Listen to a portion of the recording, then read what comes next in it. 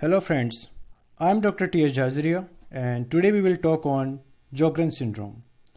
Sjogren's syndrome is a lymphocyte-mediated autoimmune disease that results in autoimmune destruction of your lacrimal gland, your salivary gland, and also manifests with arthritis. So this is the outline of today's topic. So we will go one by one. So we will start from introduction, epidemiology, pathogenesis, clinical manifestations, diagnosis, and treatment. Introduction. Sjogren's syndrome is a chronic and slowly progressive lymphocyte-mediated autoimmune disease that characterized by autoimmune destruction of lacrimal glands, salivary glands, and joints, and that in turn results in dry eyes, that is xerophthalmia, dry mouth, that is xerostomia, and inflammatory arthritis. So this is the clinical triad of Sjogren's syndrome. Now, what's the difference in Sicca syndrome and Sjogren's syndrome? Since this is a big confusion and also very important for examinations. So when we talk about Sjogren's syndrome, patient present with dry eyes, dry mouth, inflammatory arthritis, also with dry vagina. When we talk about Sicca syndrome, again patient present with dry eyes, dry mouth, dry vagina, chronic bronchitis, but absence of inflammatory arthritis. There is no arthritis in Sicca syndrome patients, right? So this is the basic difference actually. So let's forget about Sicca syndrome and again talk about Sjogren's syndrome. So on the basis of clinical findings, clinical manifestations, and association with other autoimmune rheumatic disease, Sjogren's syndrome is classified into two types, primary and secondary Sjogren's syndrome. When patient present with the clinical triad of Sjogren's syndrome without any other autoimmune rheumatic disease is called primary Sjogren's syndrome. When the primary Sjogren's syndrome patient having an association with the other rheumatic disease, other autoimmune rheumatic disease, is called secondary Sjogren's disease. After introduction, we will talk about the epidemiology of Sjogren's syndrome. So Sjogren's syndrome is predominantly affect the females. So female to male ratio is 9:1. In some books is also given 10:1, right? And primarily affect the middle-aged individuals like 40 to 60-year-old. Sjogren's syndrome is also associated with HLA-DQ and HLA-DR subtypes. These are MSC class II cell surface receptors or proteins which are encoded by the human leukocyte antigen HLH. Sjogren's syndrome is also associated with some viral infections like cytomegalovirus, hepatitis C virus, and Epstein-Barr virus. Also, there are few autoimmune diseases which are associated with the Sjogren's syndrome, like your rheumatoid arthritis, SLE, systemic lupus erythematosus, scleroderma, mixed connective tissue disease, primary biliary cirrhosis, vasculitis, and chronic active hepatitis. This means your Sjogren patient might have the coexisting rheumatoid arthritis, SLE, and any of these autoimmune disease, or SLE or RA patient might have Sjogren disease in coexistence with SLE and RA. Now we will talk about the pathogenesis of Sjogren's syndrome. So Sjogren's syndrome is characterized by lymphocytic infiltration of exocrine glands and B lymphocyte hyperreactivity. Since both T and B lymphocytes are involved in Sjogren's syndrome, so when T lymphocyte is involved, so if you'll ask me that Sjogren's syndrome is what type of hypersensitivity, then is type 4 hypersensitivity, as CD4 T lymphocytes are involved. Okay, this is very important for examination since it's not given in many of the books. As B lymphocytes are also involved, so B lymphocytes means, that's why we call that autoimmune disease. Autoimmune means auto antibodies. Autoantibodies means antibodies to your own, right? And because of the involvement of T lymphocytes and B lymphocytes, and because of the hyperreactivity of B lymphocytes, these cells are also resistant to apoptosis, right?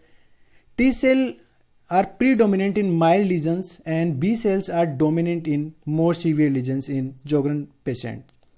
Parotid gland enlargement and low levels of the C4 component of complement system, they are adverse predictors, means patient is having the involvement of parotid gland and having this low level of C4 component of complement system are at high risk of lymphoma development. Ductal and acinar epithelial cells appear to play a significant role in initiation and perpetuation of the autoimmune injury. Defect in cholinergic activity, which is mediated by the M3 receptors, and distribution of water channel protein aquaporin 5 is also observed, and that results in neuroepithelial dysfunction and diminished glandular secretions. That's why, because of this autoimmune destruction of the glandular cells, patient present with dryness like dry eyes, dry mouth and dry vagina. Sjogren's syndrome is highly associated with HLA-DQA1 0501 allele. This means your Sjogren patient is also highly susceptible for celiac disease. B cell activating factor BAFF is also elevated in Sjogren syndrome. That's the reason that T lymphocytes and B lymphocytes in Sjogren syndrome patients are resistant to apoptosis. Autoantibodies to Rho, that is SSA, and La, that is SSB antigens are usually detected at the time of diagnosis and are associated with the early disease onset, longer disease duration, salivary gland enlargement, and more intense lymphocytic infiltration of minor salivary glands.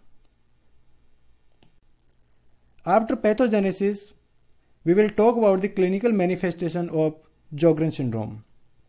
So, the clinical triad of Sjogren syndrome is like dry eyes, that is also known as xerophthalmia and keratoconjunctivitis sicca, dry mouth, that is xerostomia, and inflammatory arthritis. So whenever a Sjogren syndrome patient will come to you, he will complain like, doctor, I have like dirt in my eyes, having 24-hour troublesome eyes, painful eyes. I can't chew a dry cracker.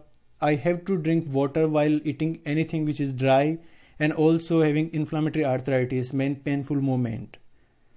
So if you can't memorize more, then this is the must known actually. This is the must knows we have to know about the clinical triad of Sjogren syndrome. If you can learn more, then these are the extra glandular manifestations of Sjogren syndrome. So like patient is having inflammatory arthritis, so he will complain about arthralgia and arthritis.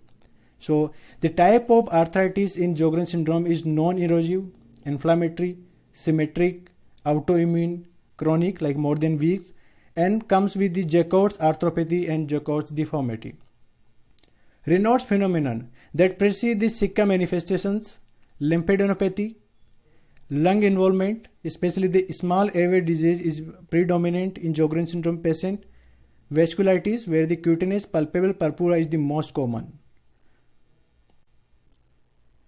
Other clinical manifestations of Sjogren syndrome are like kidney involvement, where patient present with interstitial kidney disease and glomerulonephritis, and also renal tubular acidosis RTA type 1. Right? If you'll ask me RTA type 1 or 2, which one is proximal, which one is distal, then type 1 is distal and type 2 is proximal.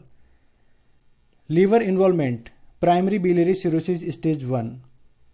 Lymphoma, especially the glandular Malt A lymphoma, that is the most common in Sjogren syndrome patient. When peripheral neural system is involved, patient present with polyneuropathy, either sensory or sensory-motor. When CNS is central nervous system is involved, patient present with depression, myositis, hematology, patient present with anemia and leukopenia.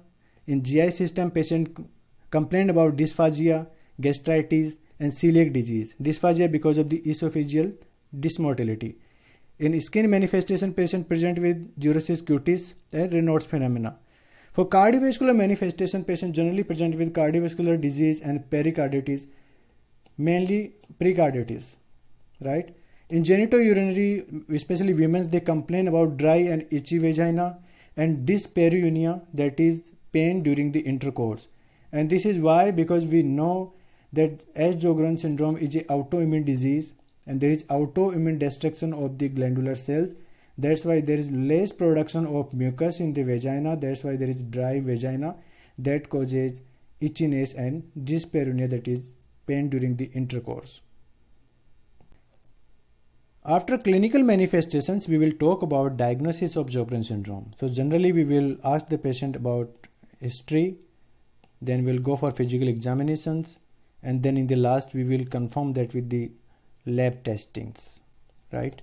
So in the history, like when patient is like in middle age, like 40 to 60-year age, and also present with the clinical triad of Sjogren's syndrome, that is your dry eyes, your dry mouth, and your arthritis, right?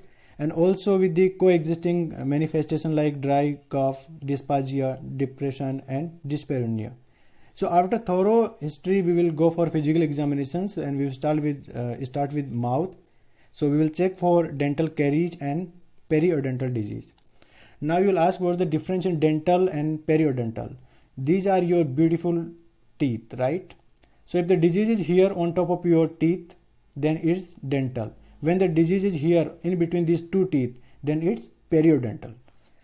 In eyes, we will look for corneal ulcers, keratitis, eyelid infections like blepharitis.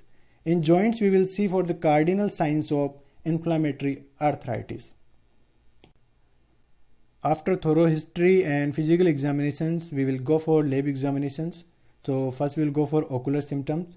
So if patient is having daily persistent and troublesome dry eyes for more than 3 months, a patient is having recurrent sensation of sand and gravel in eyes, a patient is using tear substitutes for more than 3 times in a day, if patient is positive for one of these three, then yes, patient is diagnostic for Sjogren's syndrome. For oral symptoms, a patient is having dry mouth for more than 3 months, a patient is having recurrent or persistently swollen salivary glands as an adult, and also frequently drink liquids to aid in swallowing of dry foods, right? So if one of these three is positive, then yes, patient is diagnostic for Sjogren's syndrome. For ocular signs, we perform Schirmer test. So if there is less than or equal to 5 mm tear production in 5 minutes, then this is the positive test, and this is diagnostic for dry eyes and Sjogren's syndrome. We also perform Roche-Bengal score or other ocular dye score test, and also perform the tear breakup time score. For histopathology, that is biopsy, that is labial salivary gland biopsy with a focal lymphocytic sialadenitis with a focus score more than or equal to 1 focus per 4 mm square. So these focus score are collections of aggregates of lymphocytes in the periductal areas. For salivary gland involvement, if the unstimulated whole salivary flow is less than or equal to 1.5 ml in 15 minutes, a parotid sialography and salivary scintigraphy is positive. If any one of these three is positive, then yes, patient is having the salivary gland involvement. And lastly, if patient is positive for Rho, that is SSA, and La, that is SSB, if patient is positive for ANA, that is not specific for, because this is also present in other autoimmune diseases. So if it is more than or equal to 1:32 with a positive rheumatoid factor and also anti-centromere antibody. If patient fit in all these criteria, then yes, your patient is diagnostic for Sjogren's syndrome. Also, if you talk about the American College of Rheumatology, that is ACOR, and American European Consensus, that if patient is positive for NTSS, that is RO, and NTSSB, that is LA.